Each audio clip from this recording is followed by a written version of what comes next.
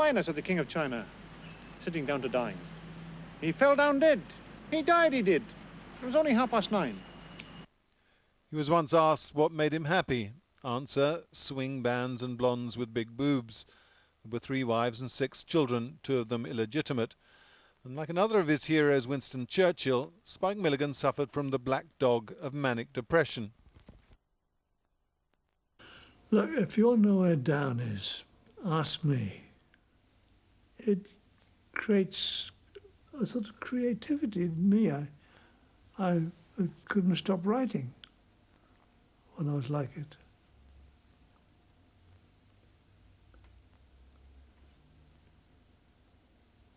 As if you're trying to defeat it by doing something worthwhile, I think. That's the basic of it. Wait her. Yes, sir.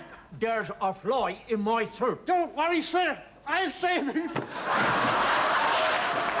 His BBC television programme in the 1970s, Q, was perhaps more surreal, more hit and miss than anything he ever did, but it reached another generation. Good heavens! It's Richard III, Part 1. Oh, that's Part 2. Right. Your face.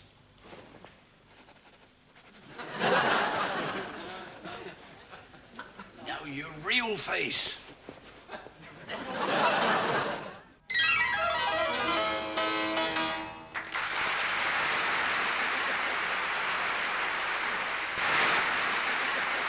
Spike harboured a certain animosity against the BBC in later years as they turned down some of his scripts and refused to have him on live television.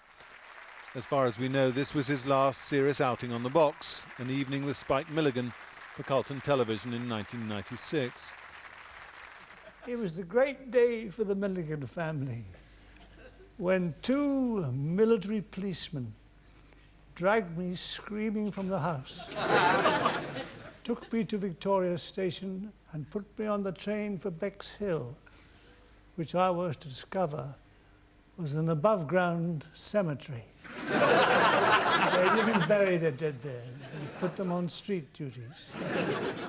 At Bexhill, I got out.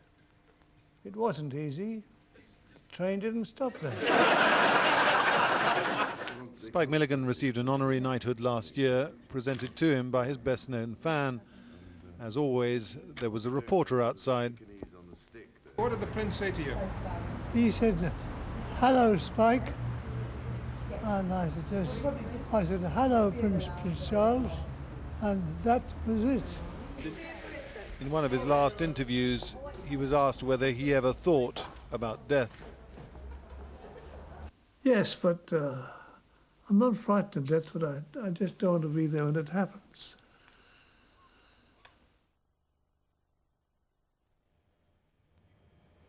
Well, the entertainer Nicholas Parsons, who worked with Spike Milligan, is in Oxford, and the editor of Viz magazine, Simon Donald, is in Newcastle. Nicholas Parsons, did people get it when he first came to radio? I mean, you were a contemporary in radio, sort of. No. Did people get it or think he was mad?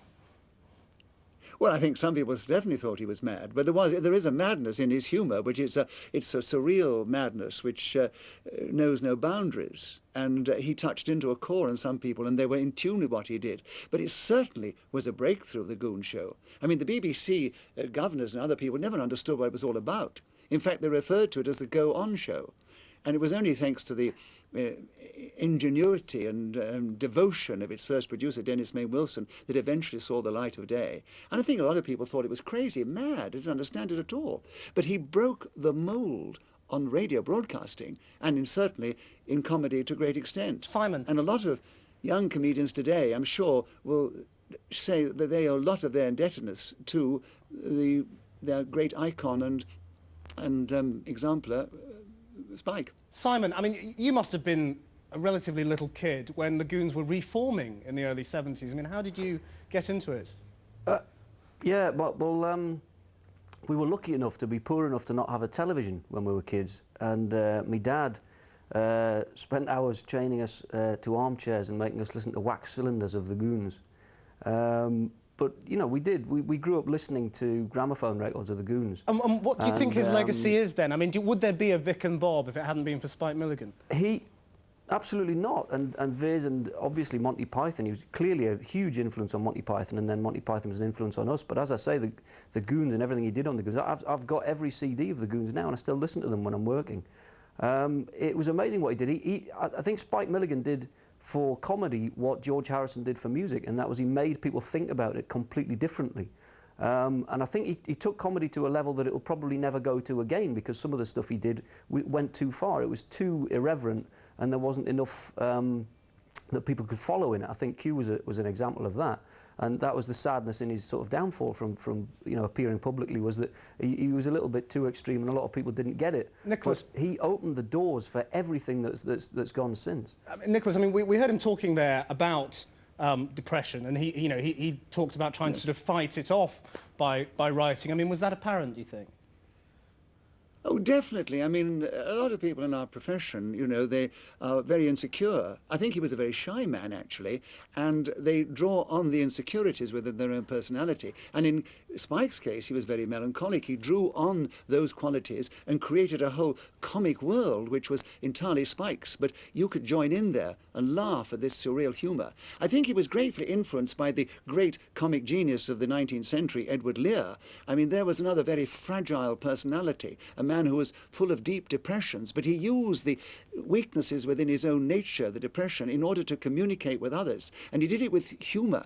And he really wanted to touch children, and that's what Edward Lear did. And I think Spike, to a great extent, was playing to children. He called on the child within him to find the child within us, and he communicated on that level. Because a lot of his goon humour is very sort of slapstick, it's very clownish. It's not cerebral humour by any means, but certainly it was brilliant. There was wit in it. I mean, he could take a thought and a joke in a different tangent, and that is part of the way to make people laugh, the unexpected which he comes up with. Simon, when I used to meet him and talk to him, sorry, I just want to say that I was always in awe of him. I never quite knew what he was going to say or do next, and suddenly he'd do something utterly unexpected, and you just were gasping at the brilliance of his mind. I mean, Simon, it is funny about sort of hitting people's funny bones in different ways. I mean, we're just looking through Silly Verse for Kids, and you get, "Today I saw a little worm wriggling on his belly. Perhaps he'd like to come inside and see what's on the telly," which I find amusing. But, but some people don't. I mean, we were talking in the office today, and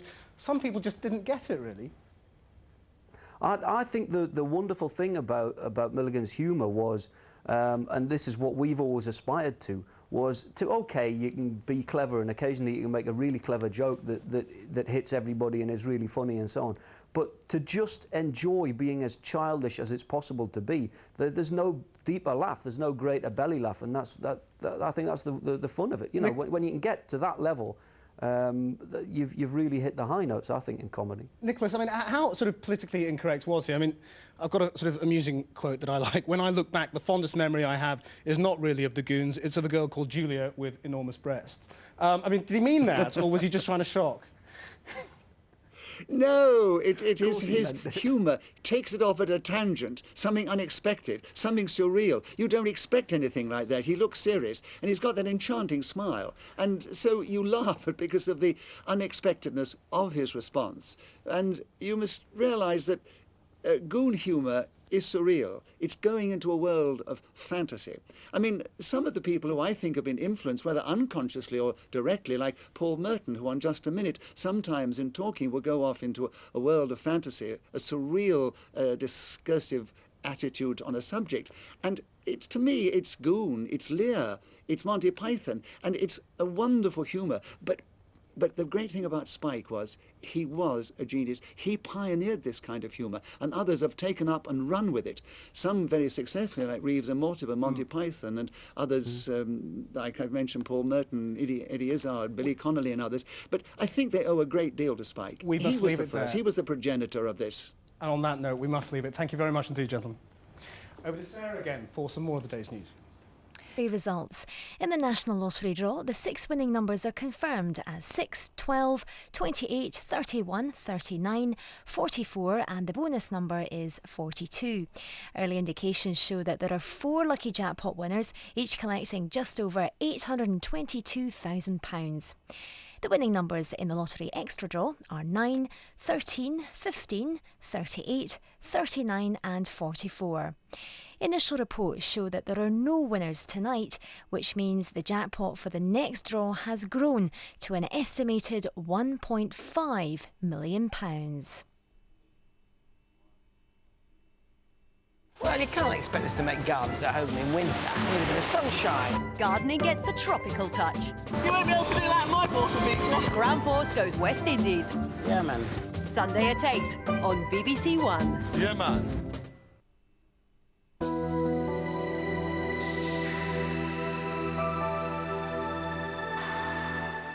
In a change to the schedule now, BBC One pays tribute to one of Britain's comedy legends. I'm sure by now you've all heard today's sad news about the death of Spike Milligan. Now, I was privileged to work and socialise with Spike on many occasions, and I know that I'm going to miss him, and I know many